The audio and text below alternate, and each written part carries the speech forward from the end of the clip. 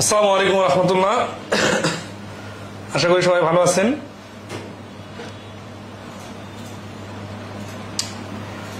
আমরা আজকে ফর্মিং ইকুয়েশনের 2 নম্বর ক্লাস করব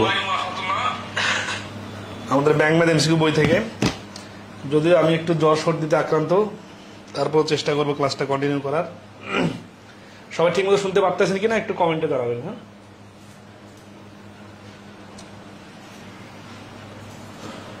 আমরা গত ক্লাসে 44 নম্বর অঙ্ক পর্যন্ত করছিলাম। আজকে different type of equation.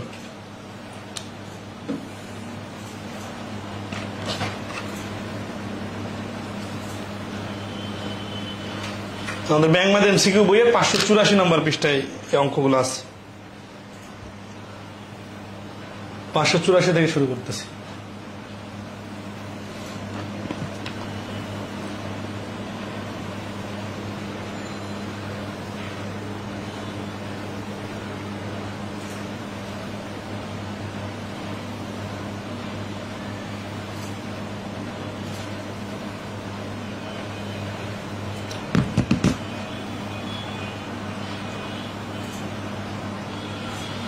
Okay, 35 number বলছে যে a grocer buys some eggs at টাকা 3 is. He finds that 12 of them are broken, but he sells the other at টাকা 4 is and makes profit of টাকা 96. How many eggs did he buy? তাহলে কিছু কিনলো কত টাকা করে? প্রত্যেকটার দাম 3 টাকা করে। সে দেখলো যে 12টা হচ্ছে ভেঙে গেছে, তাহলে অবশিষ্ট যেগুলো আছে এগুলো সে বিক্রি করবে। বাট হি সেলস আদার্স, মানে ভালো যেগুলো আছে 4 টাকায়, মেক্স এ প্রফিট অফ 96 টাকা। তাহলে how many X did he buy? Let he bought X X. তাহলে প্রশ্ন মতে কি হবে দেখেন। এখন প্র্যাকটিক্যালি বলেন, তার যেহেতু লাভ হয়েছে তাহলে বিক্রয় মূল্যটা অবশ্যই বেশি, ঠিক আছে না? তাহলে এই যে এসপি মাইনাস সিপি, সিপি কত? একটার দাম যদি 3 টাকা হয় তাহলে এক্সটার দাম হবে 3x টাকা, তাহলে সিপিটা বিয়োগ। সেলিং প্রাইস কত? সেল করছে কয়টা ডিম? 12টা যেহেতু ভেঙে গেছে তাহলে এক্সটা থেকে 12টা ভেঙে গেছে, 12টা বিক্রি করতে পারে নাই, তাহলে 12টা বাদ দিয়ে বাকি যেগুলো আছে সেগুলো সে বিক্রি করছে।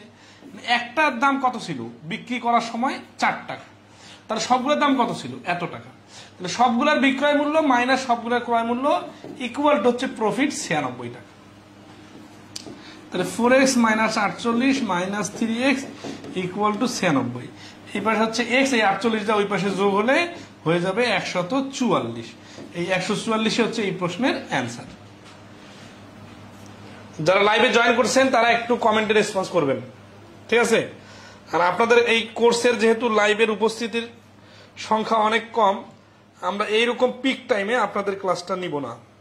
আমরা টাইমটা একটু ট্রান্সফার করতে চাই। ট্রান্সফার করতে চাই মানে কি, যে যেহেতু পিক টাইমে আপনারা ক্লাসগুলো করতেছেন না, আমরা অফ টাইমে, ধরেন আছে সন্ধ্যায় অথবা বিকালে অথবা লেট নাইটে, মানে 10টার পরে, এইরকম সময় আপনাদের ক্লাসগুলো ট্রান্সফার করে দিব।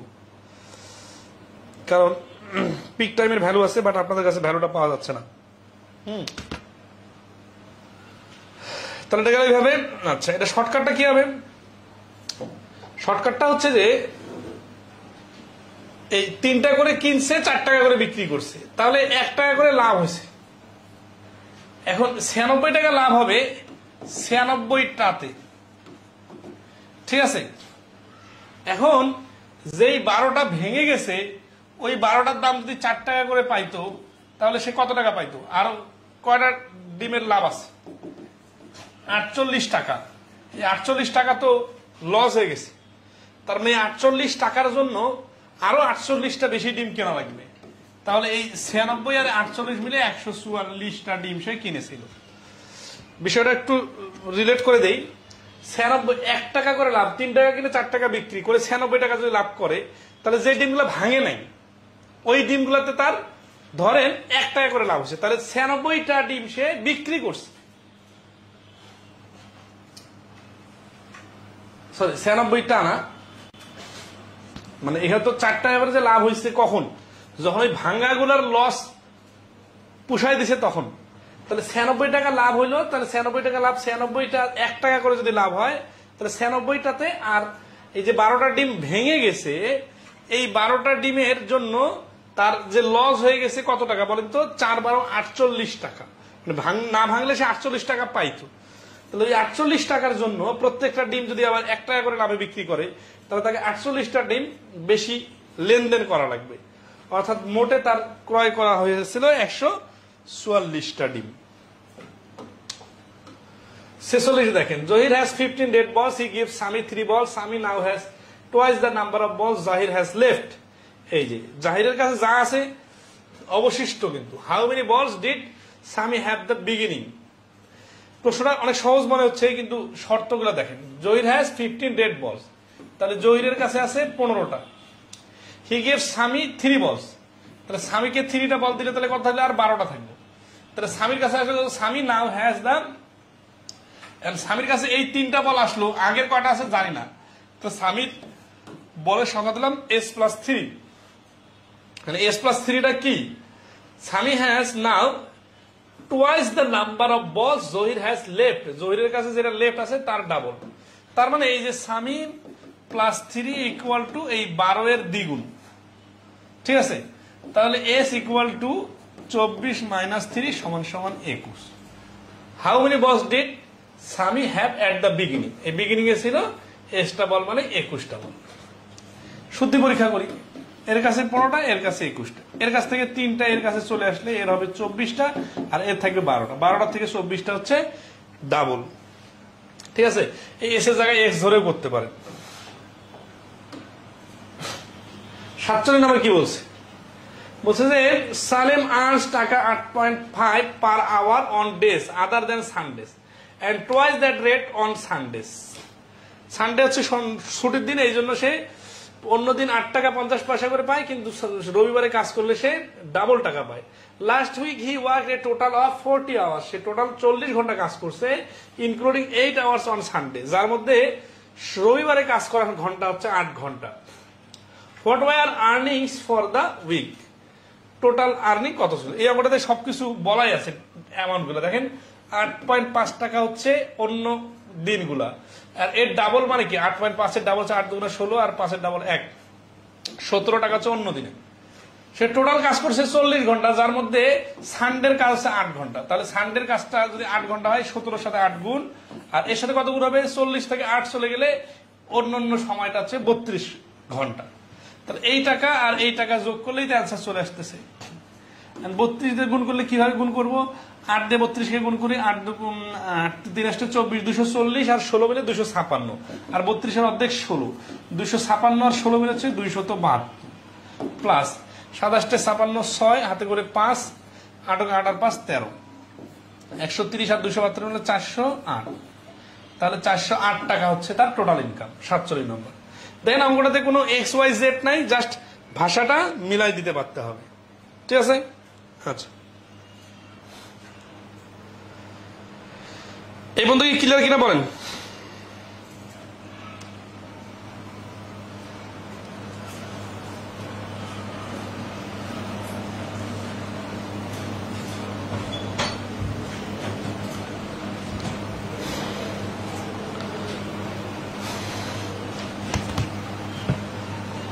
ওকে, নেক্সট আসি 48 number. A man's regular pay is টাকা 30 পার আওয়ার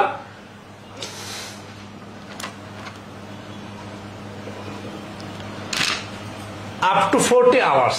তাহলে একজন মানুষের প্রতি ঘন্টার ইনকাম হচ্ছে 30 টাকা 40 ঘন্টা পর্যন্ত।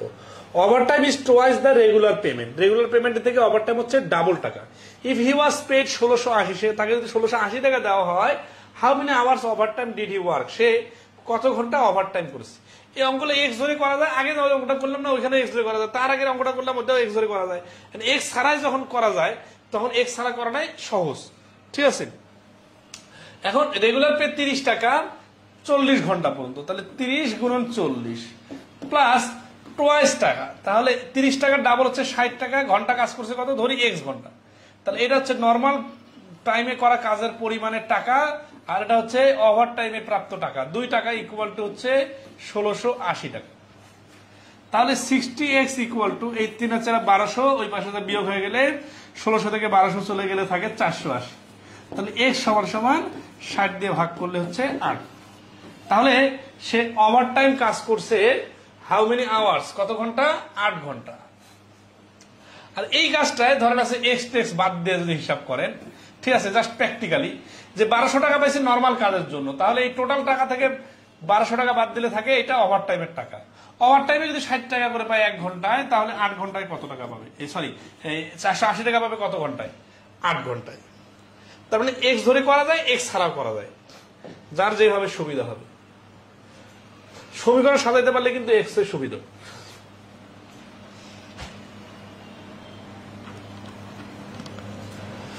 আচ্ছা, 49 নম্বর অঙ্কটা রিপিট হয়ে গেছে 47-এর সাথে। হ্যাঁ, তাহলে এটা স্কিপ করতেছি। 408 টাকা অ্যান্সার। এটা আমার 2023 সালে আসছে, ঠিক আছে, মানে এটা আগে থেকে বইয়ে ছিল।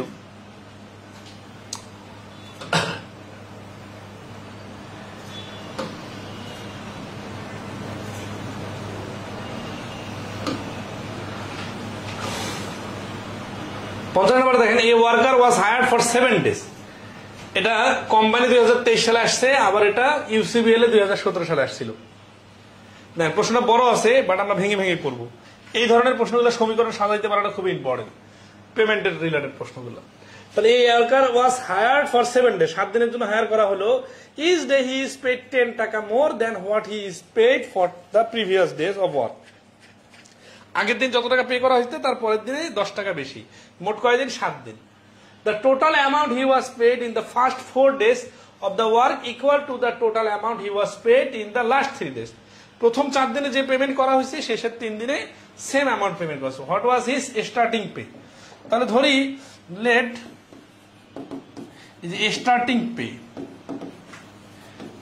স্টার্টিং পে ওয়াজ হচ্ছে x টাকা। তাহলে প্রশ্ন মতে কি দেখেন, x plus x plus 10 plus x plus 20 plus x plus 30, এই পর্যন্ত হলো প্রথম 4 দিনের payment, equal to x plus 40 plus x plus 50 plus x plus 60। তাহলে 10, 20 আর 30 যোগ করলে 60, ঠিক আছে, 4x plus 60 equal to 3x plus 150। এটা এই পাশে চলে আসলে x, এই 60 ওই পাশে চলে গেলে 90। তাহলে x এর মান 90। তার মানে এই 7 দিনের মধ্যে প্রথম দিন তাকে টাকা দেওয়া হয়েছিল 90 টাকা। তাহলে এই 50 নম্বর প্রশ্নের অ্যান্সার হচ্ছে এ। তানভীর রহমান জিজ্ঞেস করছে, স্যার এগুলো তো সমীকরণ সাজাতে খুবই সমস্যা হয়। লজিকটা তো ধরাই দিতেছি, হ্যাঁ, আবার সিমিলার অঙ্কগুলো একসাথে করাই দিতেছি, এর থেকে তার বেশি কিছু করার সুযোগ নাই। 11 নম্বর দেখেন, total salary of X Y and Z is টাকা 90,000। X Y Z total income হচ্ছে 90,000 টাকা। X earn twice of what Z earns. X হচ্ছে জেড এর ডাবল ইনকাম করে, and Y earns 1.5 times what Z earns. এখন Y income করে Z এর আবার 1.5 গুণ। What is the salary of Z? Z এর স্যালারি কত? 23 সালের পরীক্ষায় আসছে। তো এখানে কি করা দরকার? এখানে আছে যে এক্স ওয়াই জেড এর রিলেশনটা আগে ধরতে পারলে হয়ে যাবে। এখন আপনি কাকে ধরবেন আর কাকে ধরবেন না এটা ইস্যু না, ইস্যু হচ্ছে যে দুইটা যে শর্ত দেওয়া আছে, এক্স হচ্ছে জেড এর দ্বিগুণ, আবার ওয়াই হচ্ছে জেড এর 1.5 গুণ, এই দুটো সম্পর্ক ঠিক থাকলে হয়ে যাবে। তাহলে আমরা যদি ওয়াই হচ্ছে জেড এর 1.5 টাইমস, তাই না, আবার এক্স হচ্ছে টুয়াইস জেড এর, তাহলে এক্স হচ্ছে 2z, ধরেন জেড কে যদি জেড হয়, আর ওয়াই হচ্ছে জেড এর ওয়াই আর জেড টাইম জেড এর, হ্যাঁ, দুইজনের ক্ষেত্রে কিন্তু দেখেন জেড এর সাথে রিলেশন হচ্ছে। তাহলে জেড কে যদি আমি ধরি জেড টাকা, তাহলে এক্স হবে 2z টাকা আর ওয়াই হবে 1.5z টাকা। এই তিনটা যোগ করলে ইকুয়াল টু হচ্ছে 90,000 টাকা। আর এই জেড কে জেড ধরলাম কেন? এক্স ওয়াই জেড থাকলে যার নাম যেটা সেটা অক্ষর ধরলে বুঝতে সুবিধা হয় আর কি। আর জেড কে কেন ধরলাম? X Y Z X Y কে ধরলাম না কেন? দেন এক্স কে যদি ধরতেন এক্স টাকা, তাহলে জেড কে আপনার ধরা লাগতো x/2, মানে ফ্রাকশন আনা লাগতো, কারণ এক্স এর থেকে জেড অর্ধেক ইনকাম করে, এখানে অর্ধেক বলা নাই, এখানে বলা আছে জেড এর ডাবল ইনকাম করে আর ওয়াই আবার জেড এর 1.5 গুণ ইনকাম করে। তার মানে দুইটা শর্তে জেড এর কথা বলছি, এই জন্য জেড কে ধরলে অন্য দুটো রিলেট করা সহজ। তাহলে এখানে হচ্ছে 1 2 আর 3 আর 1.5 মিলে 4.5, 4.5 জেড ইকুয়াল টু 90,000। তাহলে জেড সমান সমান 90,000 ডিভাইডেড 4.5, দশমিক তুলে দিলে 10, ঠিক আছে, 45 গুণ 90, 2000 সাথে হচ্ছে 20,000। তাহলে এটা হচ্ছে জেড এর ভ্যালু। উত্তর কি চাইছে? What is the salary of Z, Z এর ভ্যালুই চাইছে। তাহলে জেড এর স্যালারিটা হচ্ছে বি। তাহলে 51 নম্বর প্রশ্নের অ্যান্সার হচ্ছে বি। কেউ যদি ক্লিয়ার হয়ে না থাকেন তাহলে কমেন্টে প্রশ্ন করতে পারেন, ঠিক আছে। আমরা 52 নম্বর প্রশ্ন সমাধান করব। 51 পর্যন্ত এই পেমেন্ট রিলেটেড প্রশ্নগুলো ক্লিয়ার কিনা?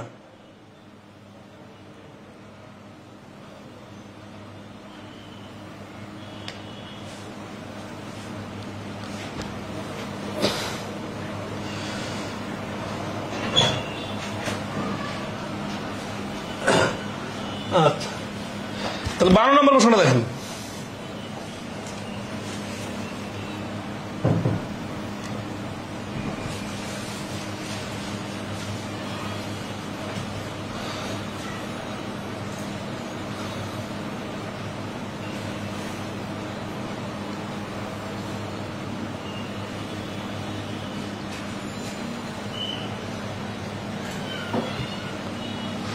বলছে বরকত bought equal number of 20 পয়সা and 30 পয়সা stamps. If the total cost of the stamp was টাকা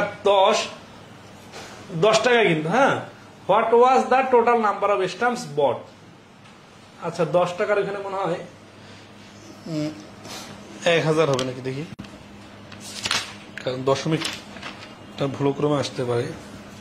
ও না, 10 টাকা ঠিক আছে, পয়সার কথা বলা আছে তো। আচ্ছা, তাহলে 20 পয়সা 30 পয়সা, ঠিক আছে। তাহলে এই 20 পয়সার স্টাম্পের সংখ্যা এক্স আর 30 পয়সার স্টাম্পের সংখ্যাও এক্স হবে, কারণ সমান সমান বলছে, ঠিক আছে না।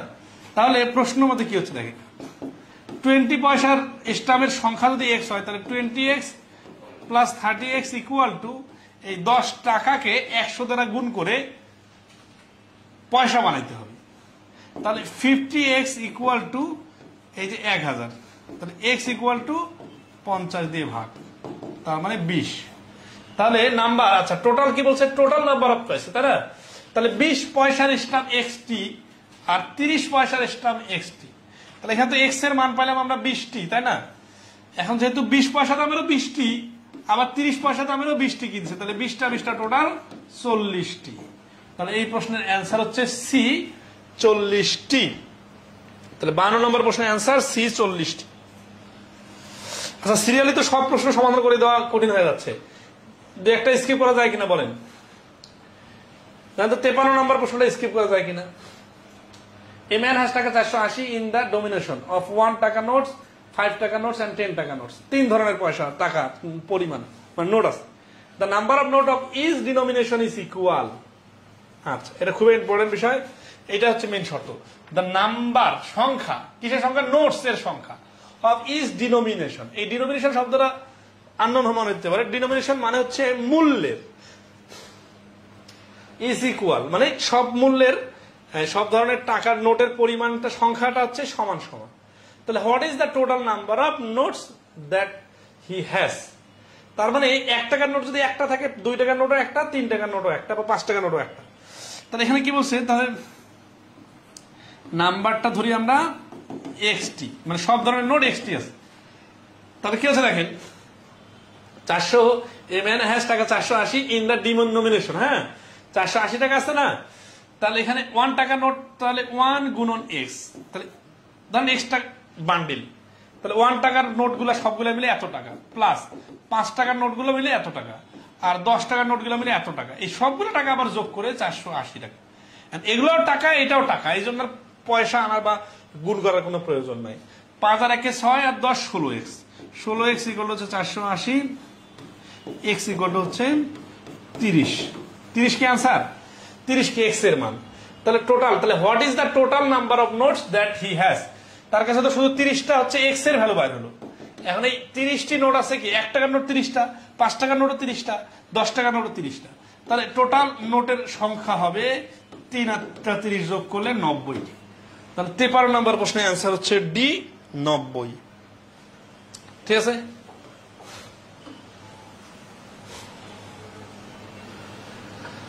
চুয়ান্ন কি বলছে দেখেন, a picnic was attended by 240 person, there were 20 more man and than woman.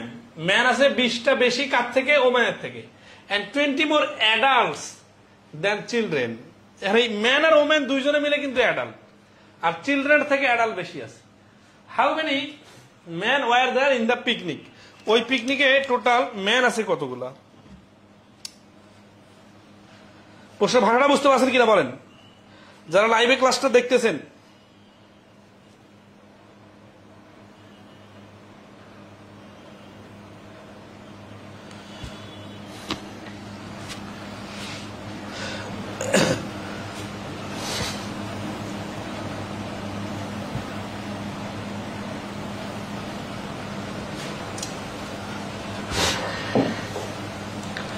There are 20 more men than women and 20 more adults than children. তাহলে আমরা যদি ম্যান আর ওম্যানটা নিয়ে আসি, ঠিক আছে, তাহলে এখান থেকে কিন্তু শিশু নিয়ে আসতে পারবো।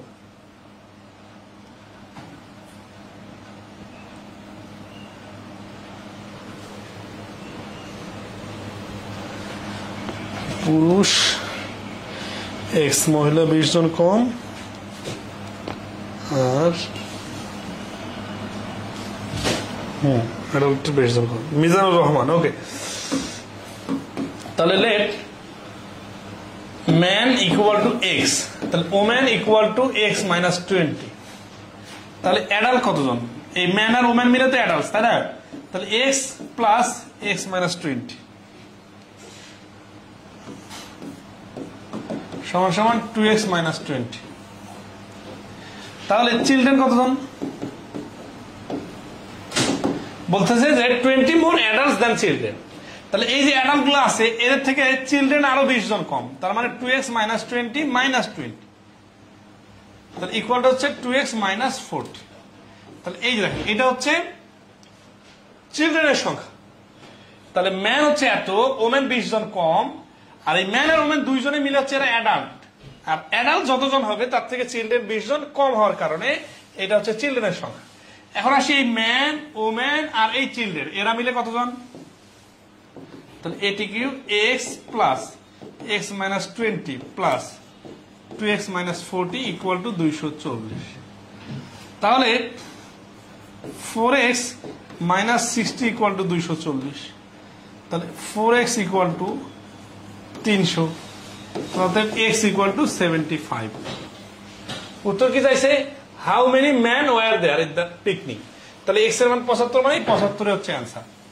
তাহলে এই প্রশ্নের অ্যান্সার হচ্ছে ম্যান আছে 75 জন।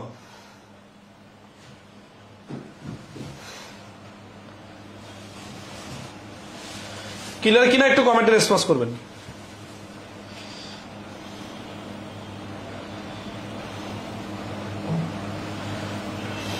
প্রশ্নটা কিন্তু খুবই ইন্টারেস্টিং ছিল। অ্যাডাল্ট আর চিলড্রেনের কাহিনীটা বুঝতে হবে। অ্যাডাল্ট কারা? ওই ম্যান আর ওম্যান যারা, তারা অ্যাডাল্ট, ওরা বাদে বাকি সবাই চিলড্রেন, কারণ এখানে 3 ক্যাটাগরির লোকের কথা বলছে।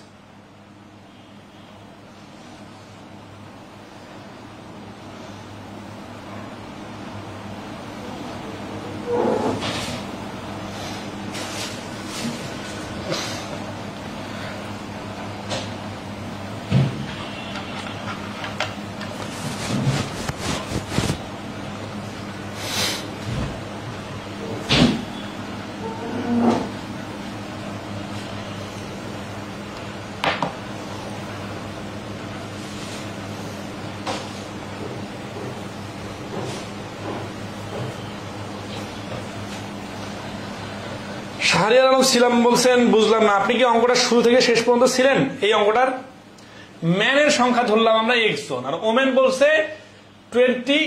আচ্ছা এখানে মোর বলছে, তো দেয়ার আর 20 মোর, আর আমরা আবার ম্যান x ধরে ওমেনটা x মাইনাস 20 কেন দিলাম? কারণ দেখেন শেষে ম্যান বাড়ি করতে বলছে, তাহলে আমি ম্যানটাকে যদি ধরি, ম্যানের সংখ্যায় 20 জন বেশি, তাহলে ওমেন কি x+20 দিতে পারবো? পারবো না, x-20 দিতে হবে। কেন? কারণ ম্যানের থেকে ওমেন তো 20 কম, ম্যানে 20 বেশি। লেস বলা নাই দেখে যে এখানে মাইনাস দেওয়া যাবে না, বিষয়টা এরকম না। বুঝতে হবে যে আমরা বড়টাকে ধরছি না ছোটটাকে ধরছি। তাহলে আসে তারপরে, তাহলে অ্যাডাল্ট কি হচ্ছে x+x+-20 R 2x-20, our children কি হচ্ছে? চিলড্রেন হচ্ছে 2x মাইনাস এই যে 20 মিলে হচ্ছে 40। ঠিক আছে? তাহলে প্রশ্ন মতে ম্যান, ওমেন আর অ্যাডাল্ট মিলে হচ্ছে 240 জন। ঠিক আছে? 55 নম্বর বলছে, এই shopkeeper has sufficient money to buy 50 books. তাহলে 50টা বই কেনার পূর্ণাঙ্গ টাকা আছে। On reduction in the price of each book by টাকা 4, he could buy 10 books more, how much money does he has. এই প্রশ্নটা সহ এইরকম কিছু প্রশ্নের সমাধান কয়েক সেকেন্ডে করার টেকনিক আমাদের ইউটিউবে একটা খুব সুন্দর ভিডিও আছে। ঠিক আছে? 55 নম্বর এই প্রশ্নটা আমাদের বইয়ের মধ্যে 4 ধরনের সমাধান দেওয়া আছে। ঠিক আছে? আচ্ছা, তাহলে আমরা আপনাদেরকে দেখাই দিই, আগে বিস্তারিত সমাধান দেখাই দিই, তারপর শর্টকাট দেখাই দিই। তাহলে হচ্ছে on reduction in the price of book is book by 4 টাকা। তাহলে প্রত্যেকটা বইয়ের দাম 4 টাকা করে কমলে he could buy 10 books more. তাহলে how much money does he has? Let he has x টাকা, তাই না? এটা তো ধরতে বলছে, মানে বাইর করতে বলছে, x ধরলাম। তাহলে প্রশ্ন মতে কি হবে? x টাকা দিয়ে প্রথমে 50টা বই পাওয়া যায়, আর পরবর্তীতে 10টা বুক বেশি পাওয়া যায়, তাই না? তাহলে এই x কে প্রথমে বইয়ের দাম বেশি ছিল, 50 দিয়ে ভাগ করলে একটা বইয়ের দাম আসবে, আর পরবর্তীতে এই x কে 60 দিয়ে ভাগ করলে, 60 কেন? এই যে 50টা বই আর পরবর্তীতে 10টা বই বেশি পাবে, যখন বেশি বই পাবে তখন একটা বইয়ের দাম কমে যাবে। তাহলে এটা হচ্ছে প্রথমে বেশি দাম আর এটা হচ্ছে কম দাম, এই দুই দামের ডিফারেন্স হচ্ছে 4 টাকা। এই সমীকরণের সমাধান করলে x এর যে মান বাইরে হবে সেটা অ্যান্সার। গতানুগতিক ভাবে 90% স্টুডেন্ট এই কাজটা করবে, বাট এই কাজটা করতে যে সমস্যাটা হবে সেটা হচ্ছে যে আপনার সময় বেশি লাগবে। ঠিক আছে?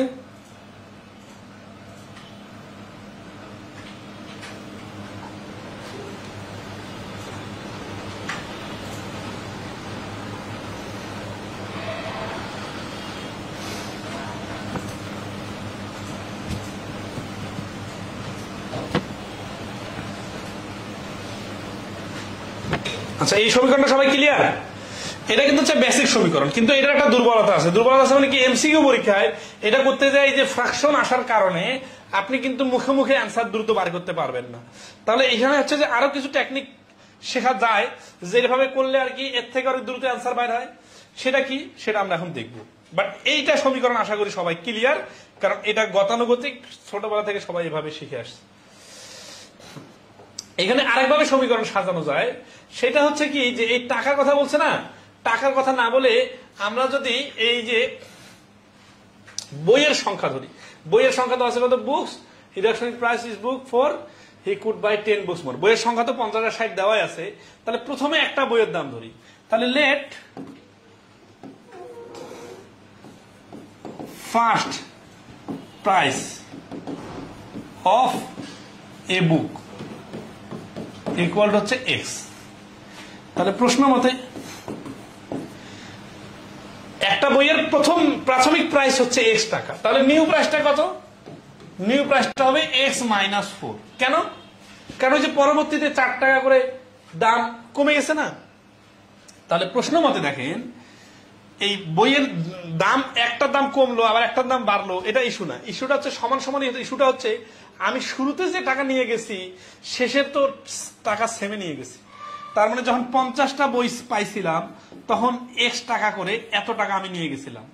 আবার যখন আমি x-4 টাকা করে একটা বইয়ের দাম পাইলাম তখন এক বইয়ের সংখ্যা হচ্ছে 60। এই টোটাল টাকার এই টোটাল টাকাও কিন্তু সেম। কেন? কারণ আমরা তো টাকার পরিমাণ তো চেঞ্জ হয় না, কম বেশি হয় না, জাস্ট প্রতিটা বইয়ের দাম কমে গেছে যখন বইয়ের সংখ্যা বেড়ে গেছে, বাট মোট টাকা উভয় ক্ষেত্রে সমান। তো এখানে হচ্ছে প্রথমে মোট টাকা, এটা হচ্ছে পরে মোট টাকা, দুই ক্ষেত্রে মোট টাকা তো সেম। গুণ অবস্থায় থাকার কারণে 0 0 বার 5x হলো 6x মাইনাস 4 6 24, বিয়োগ করলে x এর মানটা হচ্ছে 24 কিন্তু অ্যান্সার না, কারণ এটা এ মুখের দাম, উত্তর চাইছে টোটাল টাকা, তাই না? এটাও টোটাল টাকা, এটাও টোটাল টাকা। সে আসলে নিয়ে গেছিল কোন টোটাল টাকা? এই টোটাল টাকাটা সে নিয়ে গেছে। তাহলে এক্সট্রা 24 টাকা, তাহলে টোটাল টাকা এই 50 টাকা করে 24টা বইয়ের দাম, সরি 50টা বইয়ের দাম 24 টাকা করে হলে 1200 টাকা। তাহলে এই প্রশ্নের অ্যান্সার হচ্ছে সে শুরুতে 1200 টাকা নিয়ে গেছে। এটা তুলনামূলক একটা সহজ সমীকরণ, কিন্তু অনেকে এইভাবে ভাবতে পারেন না, ভাবতে পারতে হবে। এটাতে হচ্ছে কি ফ্র্যাকশন না থাকার কারণে দ্রুত ক্যালকুলেশন করা যাবে। আচ্ছা, এখন আসি আরো একভাবে করা যায়, সেটা হচ্ছে যে প্রথমে 50 আর 60 দুই দামের মধ্যে রেশিওটা দেখেন, এটাকে 5:6 প্রথম দাম আর শেষ, মানে প্রথমে বইয়ের সংখ্যা আর শেষে বইয়ের সংখ্যা। তাহলে এখানে যদি আমরা ডিফারেন্স 4 টাকা ক্রিয়েট করতে চাই, তাহলে এটাকে 20 আর এটাকে 24 মানে 4 গুণ করে নিলাম। হ্যাঁ, তাহলে 20 আর 24 যখন হয়ে গেল, তখন ডিফারেন্সটা হয়ে গেল কত টাকা? 4 টাকা। তো যখন 4 টাকা ডিফারেন্সটা হয়ে যাবে,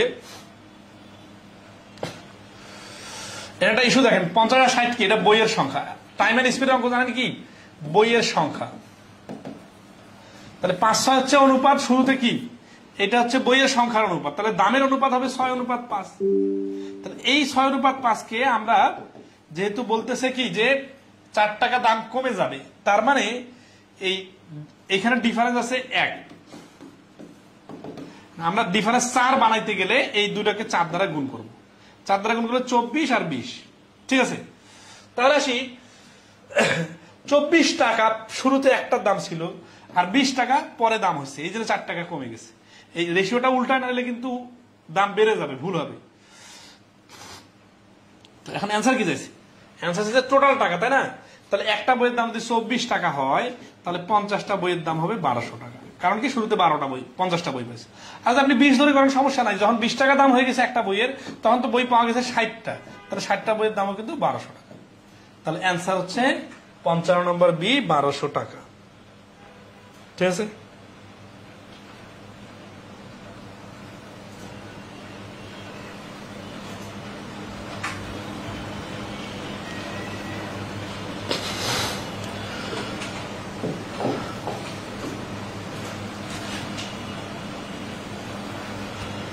ছাপান্ন নম্বর, Asad went to the market to buy 12 oranges.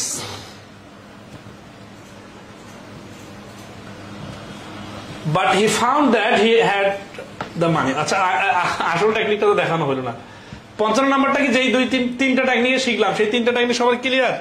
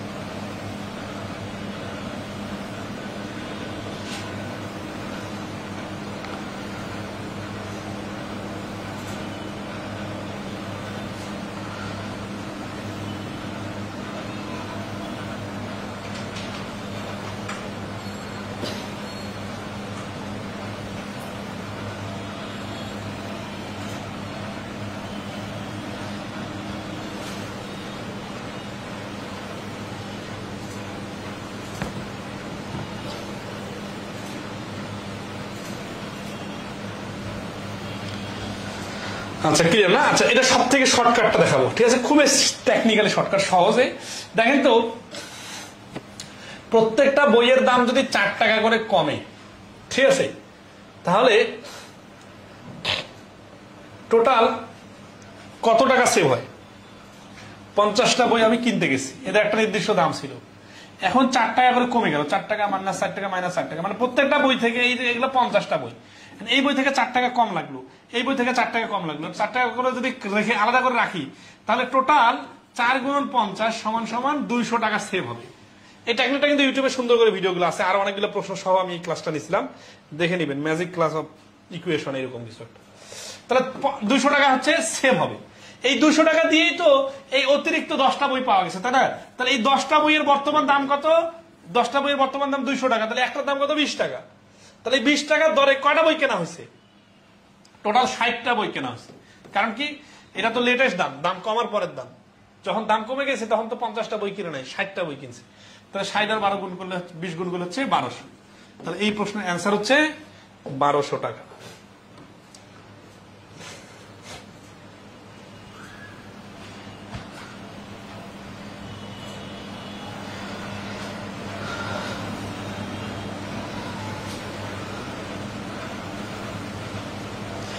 এই টেকনিকটাই আমরা পরবর্তীতে দেখেন 56 নম্বর প্রশ্ন। এখন এই সাথে এতগুলো সমাধান করা সম্ভব না। সমীকরণের প্রশ্ন দেখবেন, Asad went to market to buy 12 oranges, but he found that he had the money to buy only 10 oranges. He calculated that if the price of per orange was টাকা 3 less, he could have bought 12 oranges. এই 12 orange মানে যা, মানে 2টা orange সে 12টা সে কিনতে পারতো, মানে সে 10টা অরেঞ্জের টাকা নিয়ে গেছে, তার প্রত্যেকটা দাম যদি 3 টাকা করে কম হইতো তাহলে সে কি হইতো, 12টা অরেঞ্জ কিনতে পারতো, মানে 2টা বেশি কিনতে পারতো। আগের বারে 50 60, এইখানে হচ্ছে 10টা আর 12টা। আগের বারে 4 টাকা করে কম ছিল, এবার 3 টাকা করে কমতেছে। তাহলে 10টা অরেঞ্জে 3 টাকা করে কমলে টোটাল কমে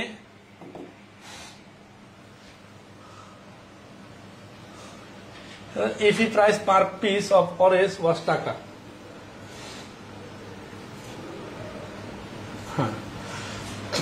30 টাকা করে যদি কমে তাহলে মোটে অ্যান্সার কত হচ্ছে?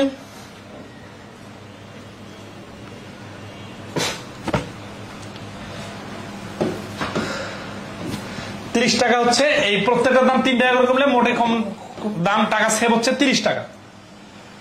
এই 30 টাকা দিয়ে সে 2টা অতিরিক্ত অরেঞ্জ পাবে, তাহলে একটার দাম 15 টাকা। সে টোটাল অরেঞ্জ কিনছিল কতটা? 12টা, 12 15 180।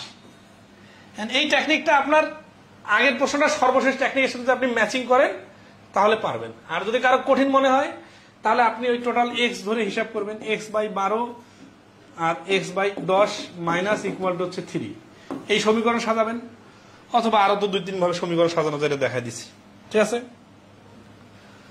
আচ্ছা, যেহেতু হুবহু একই অঙ্ক এই জন্য আমি ফুললি করতেছি না, ফুললি স্কিপ করার কথা, যা শর্টকাটের টেকনিকটা দেখা দিলাম। ক্যালকুলেশন অফ 2 পার্টস 57 নম্বর থেকে করবো।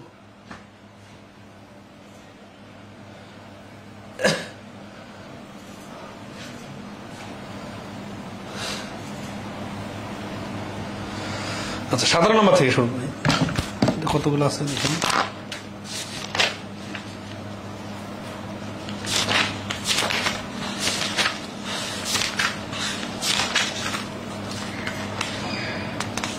এই অঙ্কগুলো সিরিয়ালি সবগুলো করে দেওয়ার কারণে সময় বেশি লাগতেছে। আসলে সমীকরণ টপিকটা একটু ইম্পর্টেন্ট, তো এই জন্য একটু বেশি করে অঙ্ক করা দিতেছি। দেখি এখন কিছু অঙ্ক স্কিপ করা যায় কিনা। 17 নম্বর থেকে শুরু করি। 17 কি বলতেছে যে 28 is divided into 2 parts। শুধু সমীকরণ সাজা দিব, বাকিটা আপনারা করে নেবেন। such that 6 times the first part added to the 4 times the second part makes 150। ঠিক আছে, তাহলে এই 28টাকে 2টা পার্টে বানানো হলো। কি 2টা পার্টের নাম কি হবে? XY নেওয়া যাবে না, XY নিতে গেলে 2টা ঝামেলা হয়ে যাবে, একটা x একটা হচ্ছে 28 মাইনাস x। তাহলে কি হবে? সমীকরণটা সহজ হবে।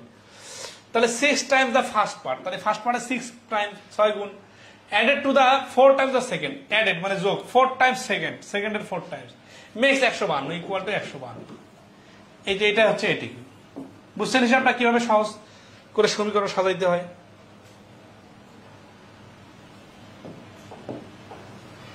ওকে,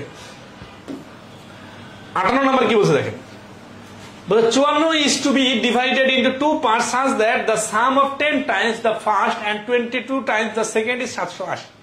এটা তো আগের অঙ্কের সাথে মিল আছে, ঠিক আছে, হুমির আছে, দ্য বিগার পার্ট ইজ, তাহলে বিগার পার্টটাকে ধরলাম এক্স, তাহলে স্মলার পার্টটা হবে 54 মাইনাস এক্স, কারণ যোগফল থেকে একটা বিয়োগ করতে হয়। তাহলে প্রশ্ন মতে কি হচ্ছে, to pass such that the sum of 10 times the first,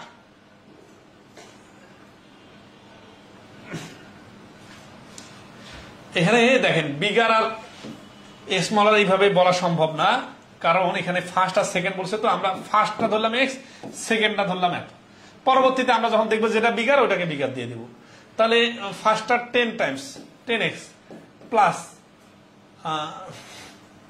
22 into 54 minus x, দ্বিতীয়টা এত অংশ ইকুয়াল টু হচ্ছে কত 780। এখানে ক্যালকুলেশন করে দেখবেন এক্স এর মান যদি 54, এক্স এর মান আর এই ফার্স্ট পার্ট আর সেকেন্ড পার্ট যেটা বড় হবে সেটা হচ্ছে অ্যান্সার। ফার্স্ট পার্টের অ্যান্সারটা হতে পারে, আবার সেকেন্ড পার্টটা অ্যান্সার হতে পারে।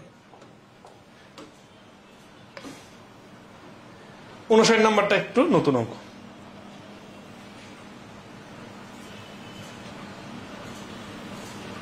হ্যাঁ, 59 নাম্বারটা বলতেছে কি যে টাকা 51 is distributed between Sumi and Mim in such a way that Sumi receive টাকা 3 less, সুমি রিসিভ করে কত টাকা 3 less কার থেকে, দেন twice the amount received by মিম, মিমের দ্বিগুণের থেকে 3 টাকা কম, তার মানে মিমের দ্বিগুণ মানে 2 মাইনাস 3 ইকুয়াল টু হচ্ছে সুমি। এই কথাটা বুঝতেছেন কি, যে মিমের দ্বিগুণের থেকে 3 টাকা কম হলে এটা সুমি হবে। তাহলে সুমির টাকা যদি আমি এক্স ধরি, তাহলে আচ্ছা এখন আসি 51 টাকা আছে না, 51 টাকাকে আমাদের 51 is distributed between Sumi and Mim such a way that Sumi receive টাকা 3 less than twice the amount received by মিম। তাহলে আমরা যদি আসি যে 2x মাইনাস 3 নিতে হবে, ঠিক আছে, এটা হচ্ছে আচ্ছা ধরি লেট সুমি ইকুয়াল টু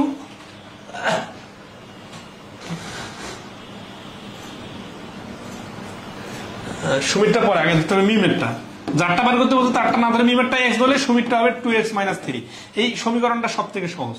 তাহলে প্রশ্ন মতে হচ্ছে কি মিমের এক্স প্লাস সুমির 2x মাইনাস 3 ইকুয়াল টু হচ্ছে 51, তাহলে 3x ইকুয়াল টু হচ্ছে 54, x ইকুয়াল টু হচ্ছে 18। তাহলে মিম পাবে 18 টাকা আর সুমি পাবে 18 দুগুণা 36 থেকে মাইনাস 30 সমান 33। অ্যান্সার চাইছে সুমির টাকা, এই জন্য 33 টাকা হবে। এর খুব একটা ইম্পর্টেন্ট ইস্যু বলি যেটা নিয়ে সমস্যা হবে, সেটা হচ্ছে যে যার টাকা বাই করতে বলে তারটায় এক্স দেওয়া ধরতে হবে সাধারণত, কিন্তু যখন দেখবেন যে সমীকরণটা অন্যটাকে ধরলে সহজ হচ্ছে তখন ওইভাবে ধরবেন, ঠিক আছে। আচ্ছা, তাহলে এখানে মিমেরটা যদি আমরা এক্স ধরি তাহলে কি সুবিধা হচ্ছে জানেন, সুমিরটা 2x মাইনাস 3 আকারে প্রকাশ করা যাচ্ছে, এই জন্য এইভাবে ধরলাম। আর এটা শর্টকাটটা হচ্ছে দেখেন যে সুমি আর মিমকে টাকা ভাগ করতে যে 3 টাকা শর্ট হচ্ছে, এই কারণে 1 গুণ আর 2 গুণ হিসাব করা যাচ্ছে না। তাহলে আমরা এটা মুখোমুখি করার জন্য কি করবো জানেন, 51 টাকার সাথে 3 টাকা যোগ করে নিব, যোগ করলে কি সুবিধা হবে 54 টাকা হবে, তখন কি হবে একজন দ্বিগুণ আর একজন 1 গুণ টাকা পাবে। তার মানে এটাকে 3 ভাগ করলে 3 18 54, 18কে 18 আর এ পাবে 18 দুগুণা 36 টাকা। কিন্তু আসলে তো টাকা 54 টাকা ছিল না, টাকা ছিল 51 টাকা। ওই 3 টাকা শর্টের কারণে কে কম পাবে, এই 36 টাকা যে পাইছে সে 3 টাকা কম পাবে, মানে এই 33 টাকা পাবে। তাহলে কি হবে, তাহলে 18 থেকে এই 33 টাকাটা হচ্ছে দ্বিগুণের থেকে 3 টাকা কম। এই দ্বিগুণের 3 টাকা কম বিষয়টা বুঝলে কিন্তু এই অঙ্কটা অনেক সহজ, ঠিক আছে।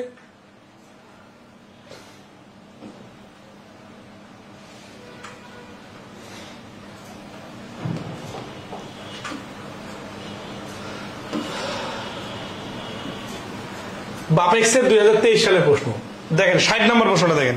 এর আগের প্রশ্নগুলো কি ক্লিয়ার কিনা একটু কমেন্টে রেসপন্স করবেন, আপনাদের রেসপন্স দেখতেছি না।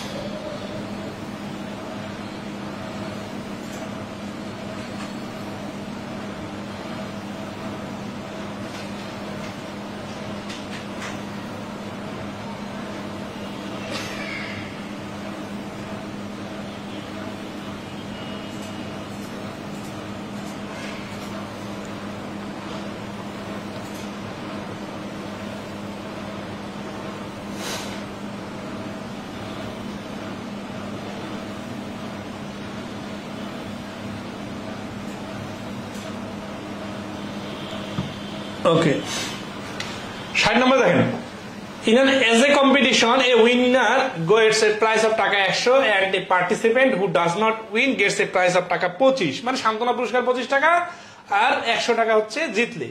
the total prize money distributed is টাকা 3000, দুই দলকে দেওয়া টাকার পরিমাণ 3000। find the number of winners এর সংখ্যা বের করুন if the total number of participants is 63। এগুলো খুব সহজ প্রশ্ন এই কারণে যে এই দুইটা পার্ট করতে হয়। 63 এর একটা হচ্ছে x, এরা হচ্ছে উইনার, তাহলে শুধু পার্টিসিপেন্ট হচ্ছে 63 মাইনাস x। তাহলে এরা একজনে কত টাকা করে পাইছে 100 টাকা করে, এই জন্য 100 দ্বারা গুণ। আর এরা কত টাকা করে পাইছে 25 টাকা করে, তাহলে 25 দ্বারা গুণ। তাহলে এদের প্রাপ্ত টাকা আর এদের প্রাপ্ত টাকা মিলে টোটাল টাকা হচ্ছে কত টাকা 3000 টাকা। এই যে এটা হচ্ছে প্রশ্ন মতে নাই। তাহলে কিভাবে একটা সংখ্যাকে দুইটা পার্ট বানাইতে হয়, দুইটা পার্টের সাথে অন্যান্য সংখ্যাগুলা অ্যাডজাস্ট করে কিভাবে সমীকরণ সাজাইতে হয় এবং খুব সহজে সাজাইতে পারতে হবে। একেবারে ফর্মাল নিয়ম ধরি এটা এত ওইটা অত এইভাবে না চিন্তা করে এই যেভাবে দিলাম এইভাবে সহজে চিন্তা করতে পারবেন কিনা একটু কমেন্টে রেসপন্স করবেন, ঠিক আছে?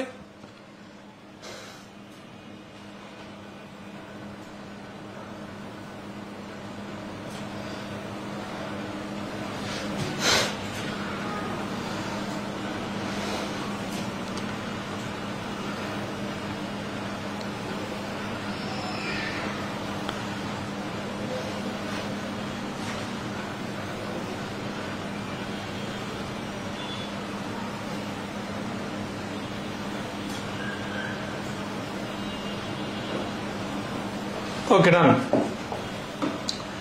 100 টাকা কি বলছে, the product of two numbers is 900 and their sum exceeds their difference by 30, the greater of these two numbers is। তাহলে গ্রেটার আর স্মলার বলছে, তো তাহলে লেট গ্রেটার নাম্বারটা হচ্ছে x, তাহলে স্মলার নাম্বারটা হচ্ছে আচ্ছা 900 বাই x ধরা যায় অথবা y ধরে ডাবল সমীকরণ সাজানো যায়।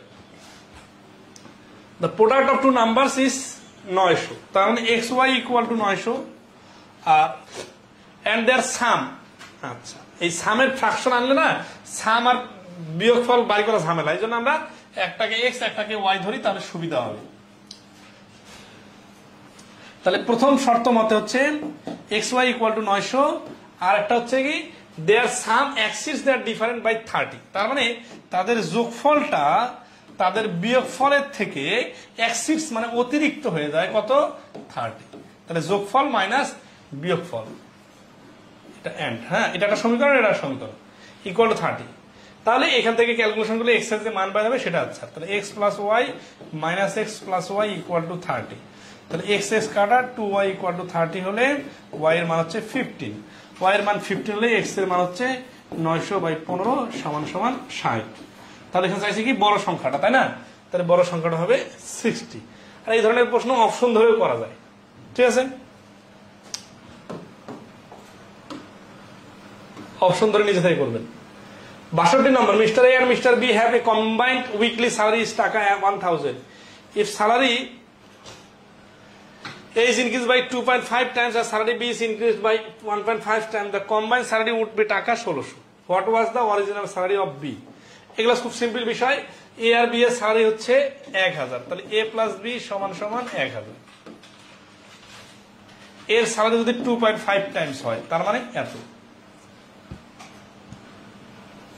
and B স্যালারিটা হবে কত 1.5 টাইমস।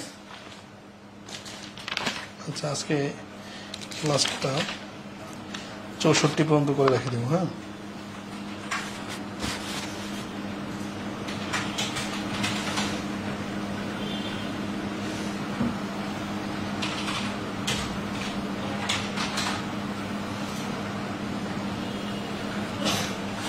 তাহলে 2a প্লাস b এর মানটা কত হচ্ছে 1.5y, b ইকুয়াল টু কত 1600।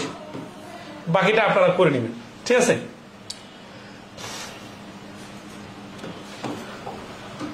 তেষট্টি number, if a bookstore owner buys 15 books less for টাকা 900 when the price of each book goes up by টাকা 30, তাহলে প্রত্যেকটা বইয়ের দাম 3 টাকা করে বাড়লে একজন দোকানদার 900 টাকায় 15টা বই কম কিনতে পারে।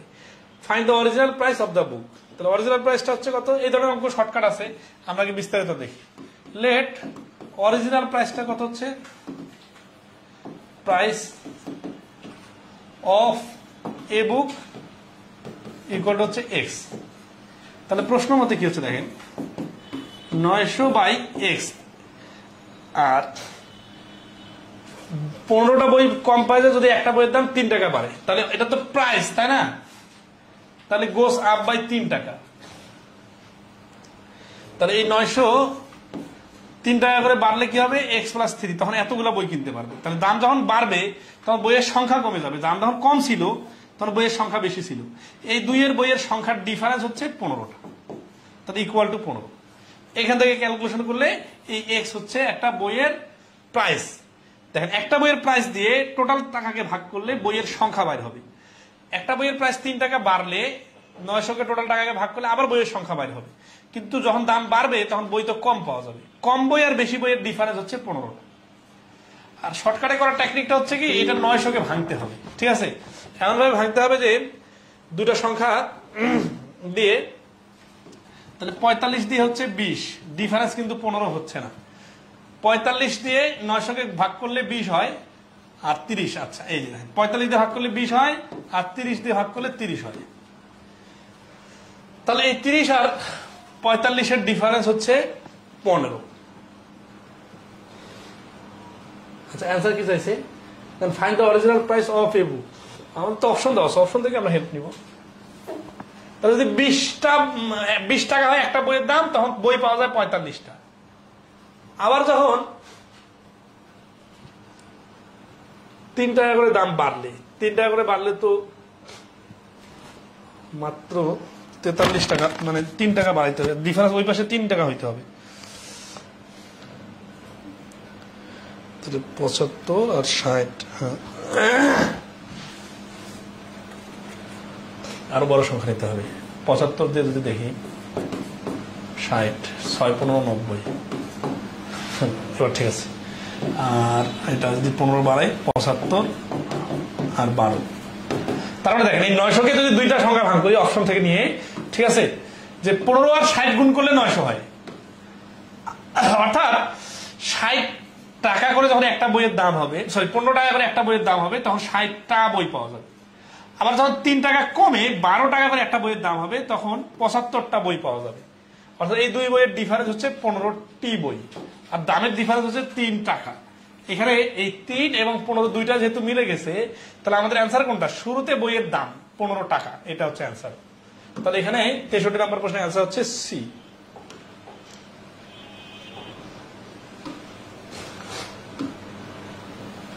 আজকের ক্লাসের last one,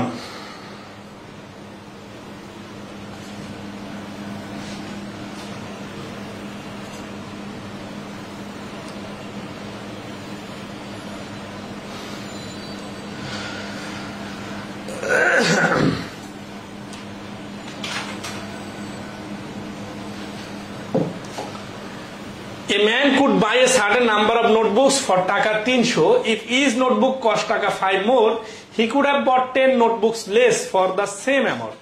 Find the price of each notebook.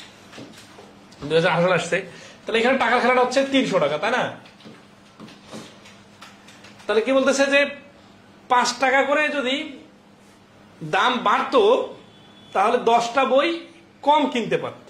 তাহলে এখানে একটা সংখ্যা, এই সংখ্যা থেকে এটা হচ্ছে 5 টাকা দাম বেশি, আর এখানে এই সংখ্যা দিয়ে ভাগ করার কারণে যে টাকাটা আসবে সেই টাকা 5 টাকা করে যখন দাম বাড়বে তখন প্রাপ্ত বইয়ের সংখ্যার ডিফারেন্স হবে 10। তাহলে আমরা find the price of each book, then 15 দিয়ে 300কে ভাগ করলে কি হচ্ছে 15 আর 20, 20 দিয়ে ভাগ করলে হচ্ছে, আচ্ছা 15 আর 20 যদি নেই, 15 দিয়ে ভাগ করলে এখানে 20 আর 20 দিয়ে ভাগ করলে 15, মিলতেছে না। 20 যদি নেই, 20 আর 15 এটা তো কমতেছে। 10 যদি নেই, আচ্ছা উত্তর কি, find the price of each notebook. 10 টাকা যদি প্রথমে দাম হয় তাহলে 30 টাকা হচ্ছে 30টা বই, 15 টাকা যদি দাম হয় তাহলে 15 30কে গুণ করলে হচ্ছে 20টা, এই যে মিলছে, ঠিক আছে। তার মানে প্রথমে যদি 10টি টাকা দাম হয় তখন, সরি